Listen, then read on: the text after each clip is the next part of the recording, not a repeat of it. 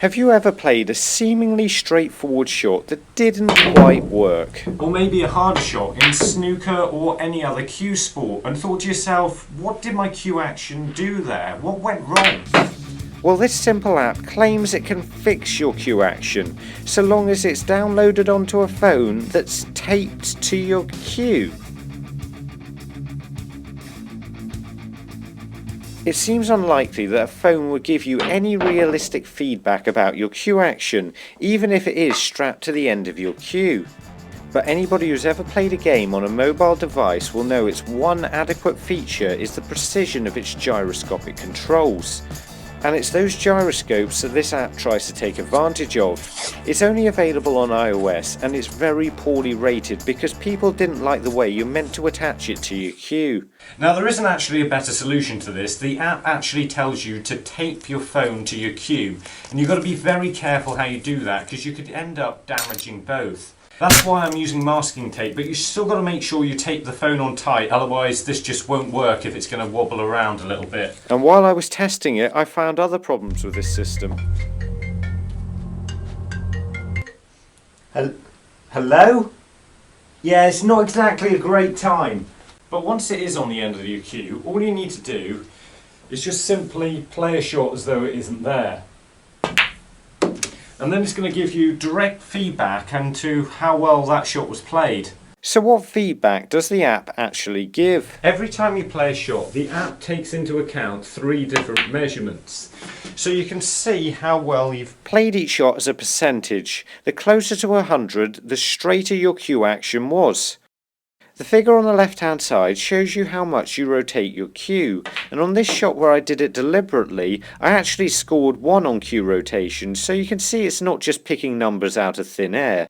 Then the number in the centre is probably the most important because it relates to left to right movement of the cue, and the final number relates to how much the cue dips or raises up as it impacts the white. The number in the centre then gives you an average of all 3, so in theory you can improve your cue action by trying to make this number as high as possible. All the measurements seem to give fairly accurate results, and you can increase the difficulty level or even create your own custom difficulty. It even has the ability to create graphs for your entire session. However, these don't really work because after you've played a shot, you tend to rattle the cue around just enough to make it think you played 1 or possibly even 2 more shots. If you watch very carefully, you'll even see the phone changing colour as I'm doing things like tapping my cue on the ground or changing its position. The good news is the app recalibrates before every shot, so you don't have to hold your cue in exactly the same position every single time. But the real question is, does the phone get in the way or make your cue feel a little bit unbalanced? Because my cue's a little bit longer than a standard cue, I can play fairly standard shots without too much of a problem. It feels a little bit awkward, and it does feel like there's something on the end of my cue, but it doesn't really get in the way. If you have got a smaller cue though, it's going to be more of a problem. And that's why the phone suggests using a mini extension like this to strap your phone to, which makes it more unweighted and a little harder to use. So I'm not doing that, but if you've got a shorter cue, you probably have to. Because of this, you can't really use it in a game or a regular practice routine. You just won't be able to play those shots where you just got to reach a little bit further or play shots with a rest. I think it's definitely going to work with a rest, however you're going to probably have to fit it further up your cue so it's not in the way of your hand. Which unfortunately means the best thing to do with this is play some simple but very dull shots across the table. To test if it works or not, I've just been playing simple shots like these and adjusting my technique to try and get the highest numbers possible. But is it actually giving me the information I need? Just by playing simple shots like this, I can see the mechanics of what's going wrong here. Generally, I'm playing the shot fairly straight. My cue isn't moving left or right hardly at all. Mostly I'm just scooping it as I play the shot I've worked out, and I'm also just twisting my cue a little bit through the shot, and that's telling me exactly what I'm doing on the phone there. We're going to see how this affects my game in a minute. Does it actually help you play shots in the real world? But first we've got to find Noah, who's from Rosenheim, Germany, and work out if you should even bother trying this. So is it actually any good? Well, I think to start off with, you've got to be honest about what it can and can't do. It gets slightly in the way at the back of your cue. It's not an ideal place to have it, and if you've got a shorter cue it might not be ideal. Putting a mini butt on the end will help, but that extra weight is going to make your cueing feel a bit weird. So having more weight at the back of your cue isn't ideal to start off with. Nextly, it does give you some very good feedback from how well you're playing the shot. So if I push my cue through, it's telling me how straight it goes, it's telling me how much I move it side to side and how much I dip it that way or that way. The only problem is it doesn't tell you, so you could move it all the way across the ball like that, and you wouldn't know if you were doing it that way and playing it wrong or doing it that way and playing it wrong. It just tells you were getting it wrong. So you've got to work out which way you're doing it. So you could be dipping it like that, or you could be scooping it. It doesn't tell you which, it just tells you you're getting one of those wrong. The other slight problem with it is it doesn't tell you important things like how well you're lining up to the ball. So I might be cueing across the shot and delivering my cue perfectly straight. It's not going to tell me that. It will tell me how straight I'm delivering the cue, but it won't tell me if I'm on line. So that's another problem. But if you just accept its limitations, I actually think this thing is surprisingly good. Although the problem is, sticking it to your cue is annoying. Oh, that's actually a pretty good score. Sticking it to your cue is going to get annoying if you're doing it time after time again. And I've actually stuck two pieces of extra masking tape in there to actually hold it firm, because it's not easy to get it firm in the end of your cue. If you had an attachment that could stick, I'd definitely buy an attachment that attached my phone to the end of my cue a bit better than this. I think that would be a massive improvement. But let's be honest, this is a free app.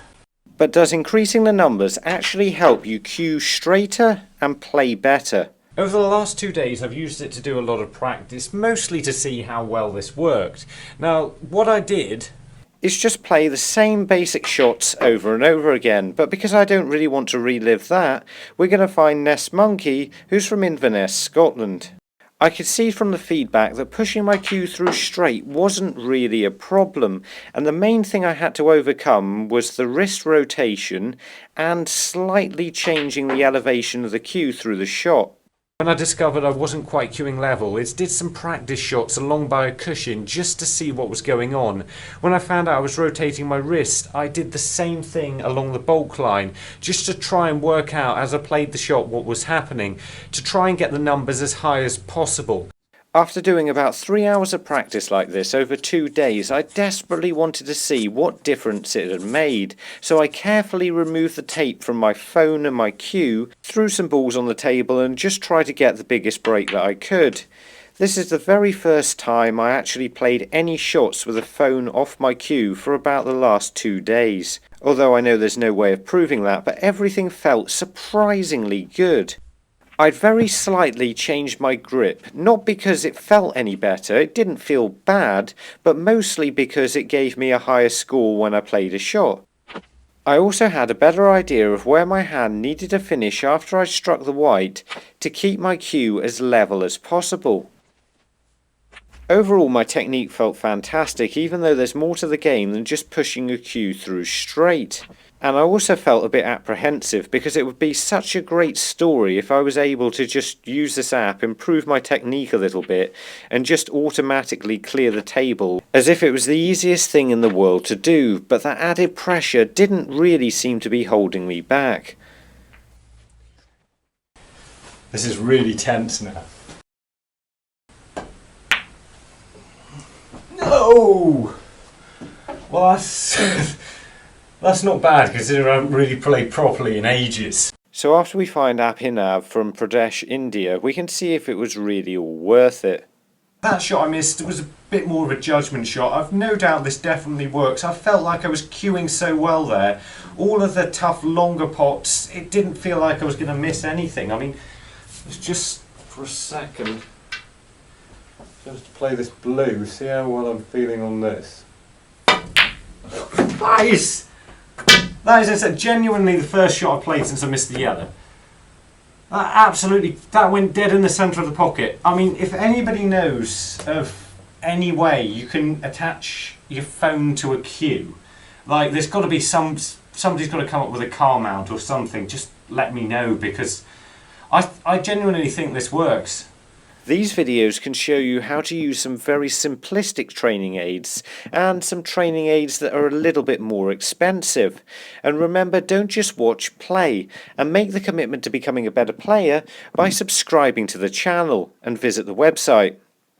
See you later.